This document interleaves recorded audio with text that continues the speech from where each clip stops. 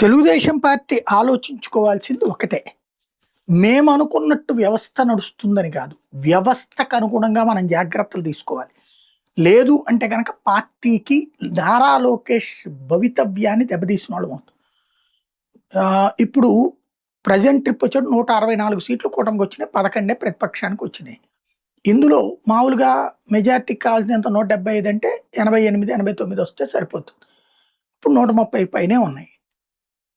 ఇవాళైతే ఎవరి ఏది మిగతా వాళ్ళు వద్దన్నా మనం పెట్టుకున్నా సాధ్యం అవుతుంది. ఇదే సేమ్ టు సేమ్ రేపు వచ్చేస్తుంది అనుకోవడం అమాయకత్వం. రేపు ఫర్ ఎగ్జాంపుల్ మళ్ళీ గెలుస్తుంది అనుకుందాం. తెలుగుదేశానికి అంటే జనసేన రేపు సీట్లు ఎక్కువ అడుగుతుందిగా, బీజేపీ సీట్లు ఎక్కువ అడుగుతుంది కదా. అప్పుడు అత్యవసర సీట్లు రావడము లేదా ఒక 4-5 సీట్లు తగ్గడమో జరిగింది అనుకుందాం. అప్పుడు జనసేన బీజేపీ వాళ్ళకు వచ్చినటువంటి సీట్ల ఆధారంగానే ప్రభుత్వం ఏర్పాటు చేయాలనుకుందాం. అప్పుడైతే ముఖ్యమంత్రిని చేయడం సాధ్యం కాదు కదా. వాళ్ళు మేము చంద్రబాబుని చూసినే అంటారు కదా. అప్పుడు వాళ్ళని కన్విన్స్ చేయాలంటే చాలా తిప్పలు పడాలి కదా. ఇంకొకటి, తెలుగుదేశం పార్టీ వారసుని ఇప్పుడు అనౌన్స్ చేయకపోతే ఎన్టీ రామారావు గారు బతికుండగానే చంద్రబాబు నాయుడు గారు లైన్లోకి వచ్చారు.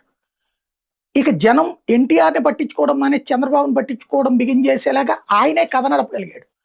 ఫలితమే ఎన్టీ రామారావు గారు చనిపోయినప్పుడు టీడీపీ లీడ్ తీసుకుంటే జరిగింది తప్ప హడావిడి లేదు. ఆ విధమైనటువంటి ఒక ట్రాన్సిషన్ నడిచిపోయింది. ఇప్పుడు అట్లాంటి సంక్షోభాలు ఏం లేవు కదా.